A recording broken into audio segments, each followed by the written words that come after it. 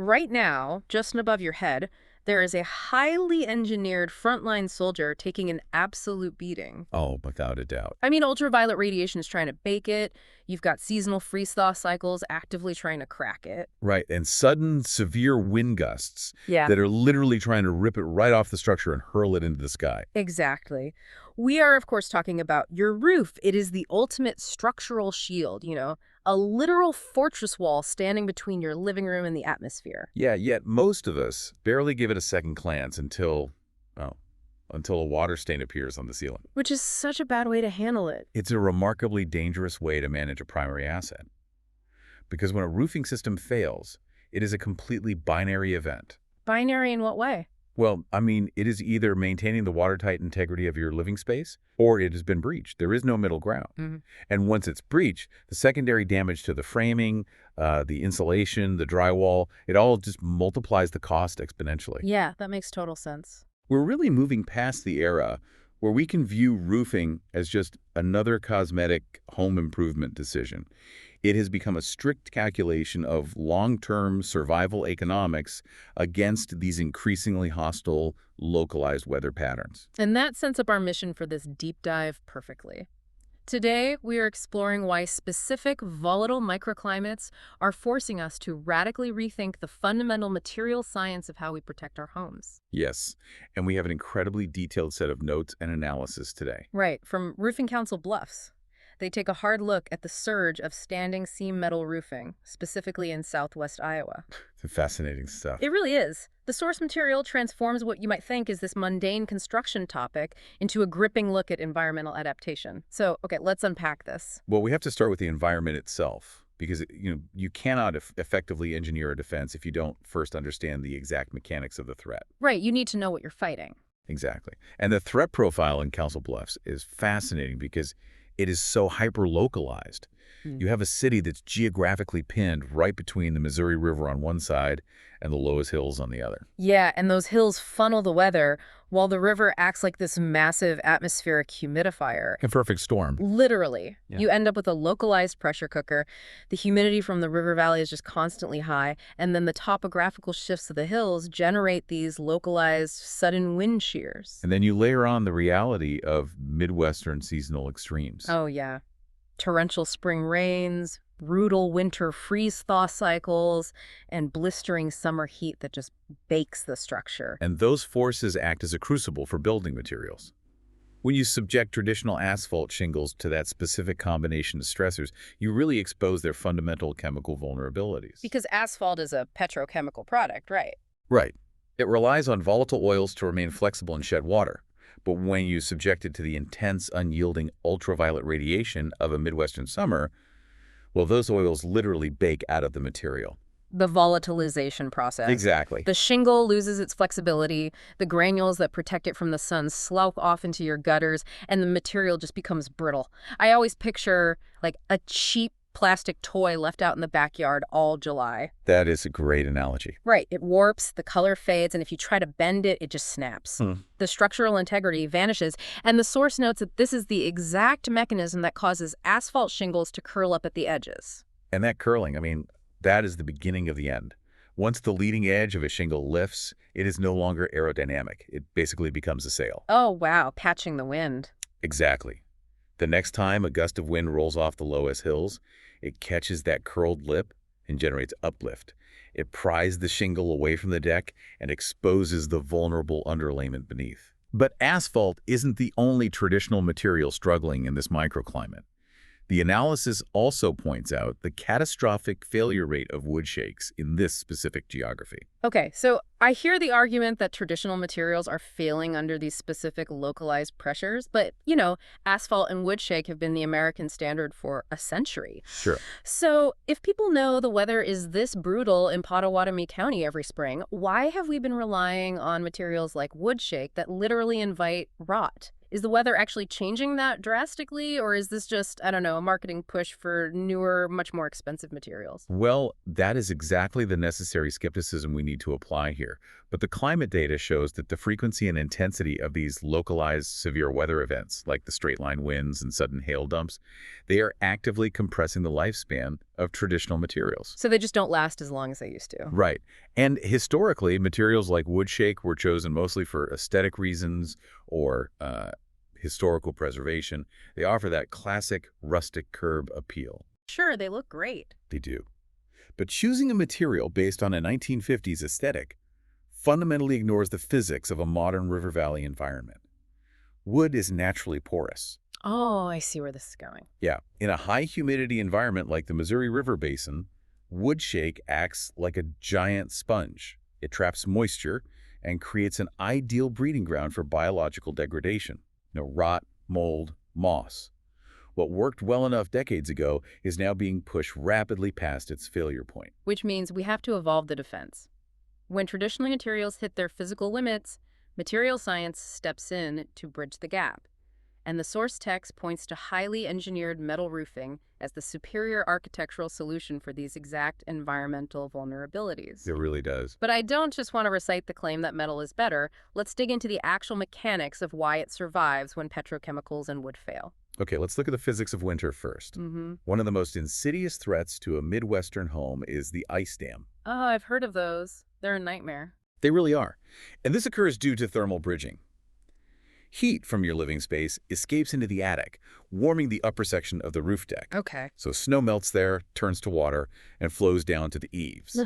But the eaves extend past the exterior walls of the house. They're completely uninsulated and freezing cold. Ah, so the water hits that freezing boundary and instantly turns back into ice, basically creating a literal wall on the edge of your roof. Exactly. And that wall acts as a dam. Subsequent melting snow backs up behind the ice dam. Because traditional asphalt shingles are designed to shed water flowing downward, not standing water pooling backward, that backed up water creeps under the shingles, breaches the membrane, and leaks directly into the wall cavities of your home. Ugh, rotting the framing from the inside out. Yes. The ultimate homeowner nightmare. So how does metal neutralize that specific physical process? Well, steel and aluminum panels alter the thermal and physical dynamics of the surface. First, metal has high thermal conductivity, meaning it warms up quickly in the ambient winter sun. Second, the surface is incredibly smooth and non-porous. Snow simply cannot adhere to it the way it grips the rough granules of an asphalt shingle. Oh, that makes sense. It just slides right off. Exactly. Long before a dangerous melt-and-freeze cycle can establish an ice dam at the eaves, the snow loses its friction and physically slides off the structure in a complete sheet. The material's physical properties preempt the threat entirely. That makes perfect sense for winter. But spring in Pottawattamie County brings a completely different kind of violence. The source highlights straight-line winds that can routinely hit 70 or 80 miles per hour, generating immense uplift force on a structure. Right. And wind defense is entirely about the mechanical fastening system. Think about installing traditional asphalt shingles, like stacking heavy, overlapping blankets on a bed. Okay, I'm picturing it. As long as the wind is blowing down over them, they shed water effectively. But if a strong gust gets underneath the edge of a blanket, the whole thing flips back. Standing seam metal operates on a completely different mechanical principle. It's like the difference between overlapping blankets and building a watertight submarine hatch. Exactly that. Because with standing seam metal, the individual panels don't just lay on top of one another. The edges of the metal are physically folded and mechanically crimped together, concealing the fasteners underneath the seam. And that concealed fastener design is brilliant material engineering. The panels interlock to create a single, continuous, unified shield across the entire roof plane. So nothing is exposed. Right. There are no exposed nail heads to rust, and there are no overlapping lips for the wind to catch. The aerodynamic profile allows high-velocity wind shears to pass completely over the structure without generating the uplift required to tear the material away from the decking.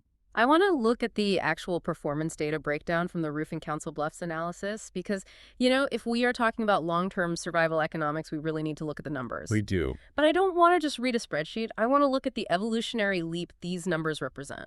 Well, the delta between the materials is where the true story lies. If you install a natural wood shake roof, The data indicates an expected lifespan of about 20 to 25 years, and that is assuming rigorous, constant maintenance to fight off rot. Right. It also only offers maximum wind resistance up to roughly 90 miles per hour. So it's essentially a temporary lid that requires a part-time job to maintain. Pretty much. Yeah. Now, moving to architectural asphalt gives you a slight bump. You are looking at 20 to 30 years before the UV volatilization we discussed degrades it completely. Wind resistance bumps up to about 110 miles per hour. Better, but still not great. Right, because you are still looking at a material that will inherently fail and need total replacement within a standard 30-year mortgage cycle. Right. And then the data shifts to the engineered metal system, specifically the standing seam metal, and the metrics just double across the board. They really do. We aren't talking about gaining an extra 5 years of life. The data shows an expected lifespan jumping to 50 to 70 years, and wind resistance scales up to 140 miles per hour. That jump is profound.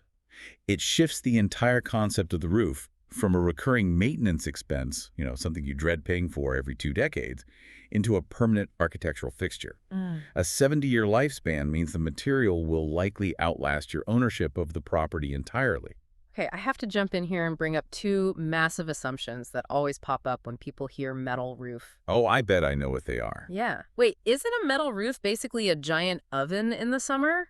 People assume that putting a massive sheet of steel on top of your house in July is going to turn your attic into a kiln, just driving your air conditioning bills through the roof. Right. And the second is the snare drum effect. Like, doesn't it sound like you're trapped inside a snare drum during a rainstorm? Yes. Because 70 years of durability is totally meaningless if you are deaf and sweating the entire time. Those are incredibly pervasive myths. Yeah. And they're largely based on people remembering what an old agricultural barn or an uninsulated tin shed felt and sounded like. Oh, yeah, that makes sense. But the science of a modern residential installation completely debunks both of them.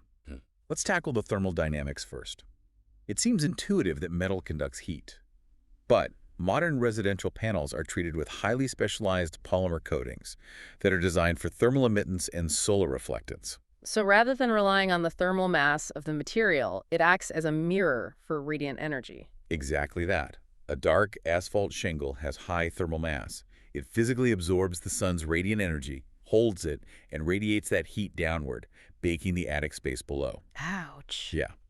But the coated metal panel reflects a massive percentage of that radiant solar energy right back into the atmosphere before it ever enters the building envelope. Furthermore, many installations feature a slight airspace between the metal panel and the deck, creating a thermal break. Oh, so the air flows under it. Exactly. This convective ventilation allows whatever heat is absorbed to dissipate rapidly.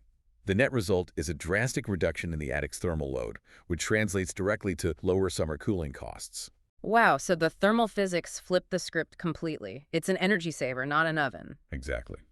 What about the acoustics? How do we neutralize the snare drum effect when hail hits? Well, by utilizing layered acoustic dampening. In that old agricultural barn you mentioned, the tin is nailed directly to the open rafters.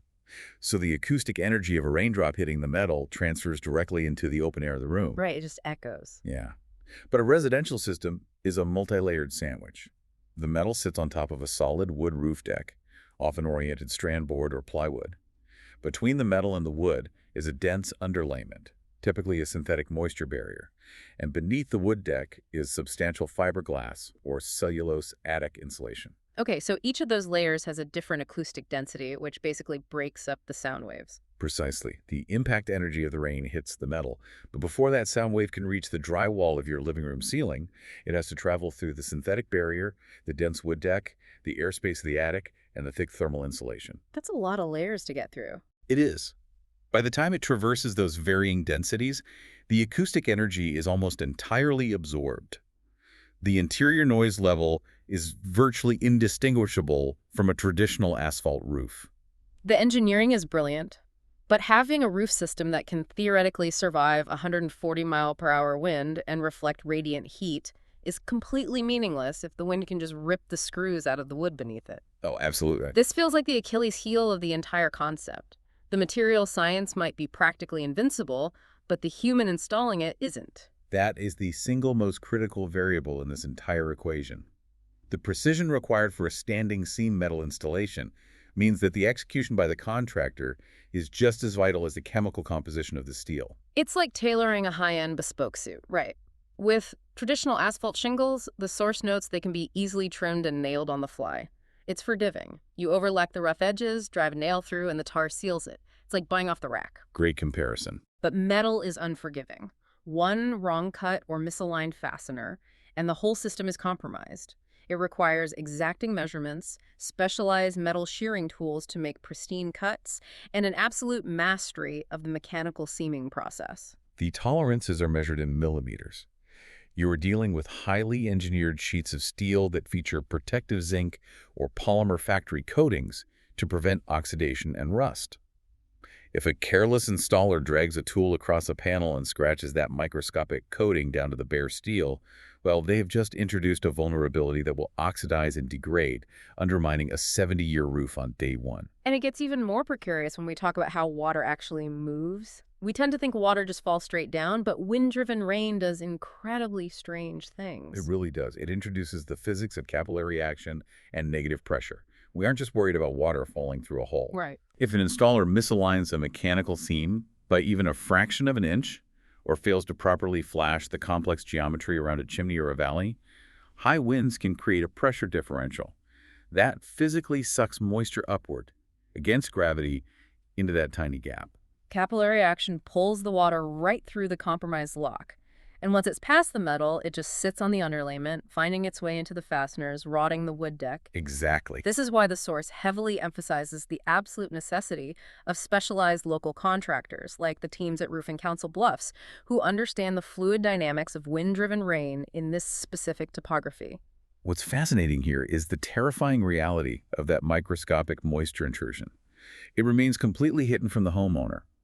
Water getting sucked through a misaligned ridge cap doesn't immediately cause a massive leak in the living room. It's a slow burn. Yes, it slowly saturates the decking. It initiates rot in the structural trusses. It fosters black mold in the attic insulation. This process can go on for years before the water volume becomes heavy enough to finally breach the interior drywall. Which brings us to the most expensive mistake a homeowner can make: the wait-and-see approach. Yes, exactly. The source specifically calls out this reactive psychology. People treat their roof as out of sight, out of mind. They assume it's fine until they're sitting on the couch and they spot that dreaded, expanding brown water stain on the ceiling. It is the psychological flaw of treating a complex structural system like a light bulb. You wait for it to burn out completely before you replace it. Right. But a roof doesn't just burn out. When you finally see that brown stain on your ceiling, the structural failure above it is already catastrophic. You are no longer just paying to patch a few shingles. You're paying for a lot more. Oh yeah, you are now funding a massive remediation project. Yeah. Tearing out saturated drywall, replacing ruined insulation, treating the framing for mold, and rebuilding the rotted decking. It's the financial difference between paying for preventative blood work and paying for emergency open-heart surgery. Perfectly said. The economics of homeownership demand a proactive stance.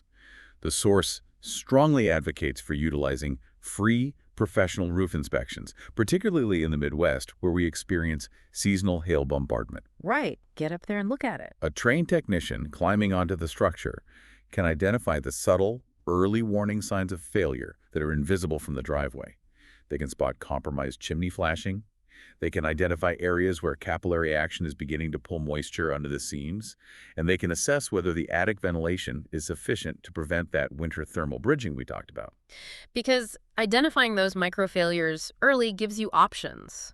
You might only need a targeted, inexpensive repair to reseal a valley, buying you another 5 years of life. Exactly. But if the inspection reveals that the UV degradation is terminal and the decking is at risk, you now have the empirical data required to plan and budget for a strategic upgrade to a metal system, rather than being forced into an emergency replacement during a thunderstorm. It fundamentally shifts the homeowner's position. You transition from being a passive victim reacting to whatever the weather dictates to a proactive asset manager controlling the lifespan of the structure. Let's pull the lens all the way back and look at the overarching financial reality of this. For the vast majority of people listening, their home isn't just a place to live.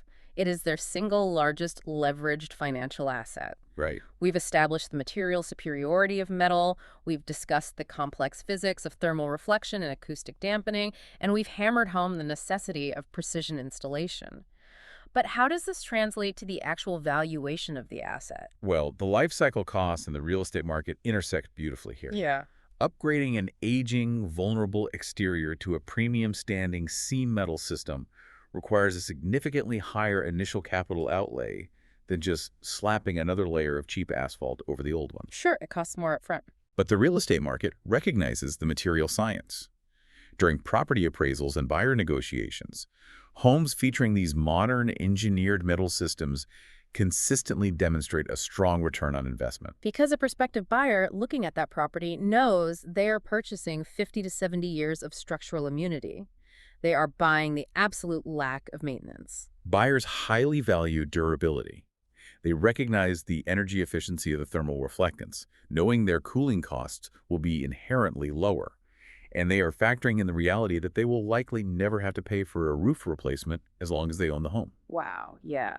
The upgrade ceases to be a sunk repair cost and transforms into a tangible, high-yield upgrade to the home's core infrastructure. It completely reframes how we should view exterior renovations. It removes the dread of the expense and replaces it with the confidence of an investment. And beyond the hard appraisal numbers, there is the deeply intangible value of psychological peace of mind. That's huge. When that inevitable southwest Iowa spring supercell rolls over the Loess Hills, dropping hail and unleashing 70-mile-per-hour wind gusts against your house, you aren't wondering if your overlapping blankets are going to hold. You know your property is locked down behind a mechanically seamed, highly engineered shield.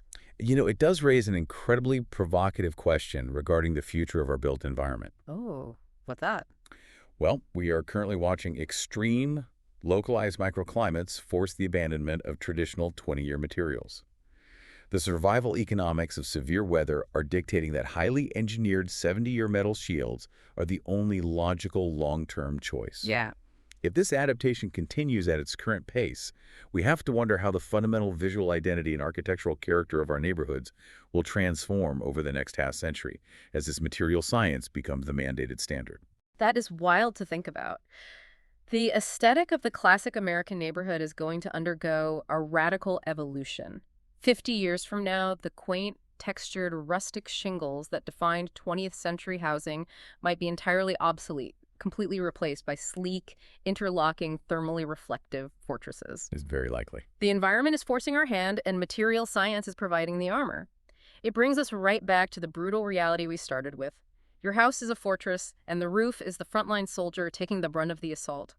If you are living in a volatile microclimate crucible like Council Bluffs, you can't afford to send a petrochemical sponge to the front lines. You need a soldier armed with the absolute best material science available, mechanically locked in, and ready to stand its ground for the next 70 years.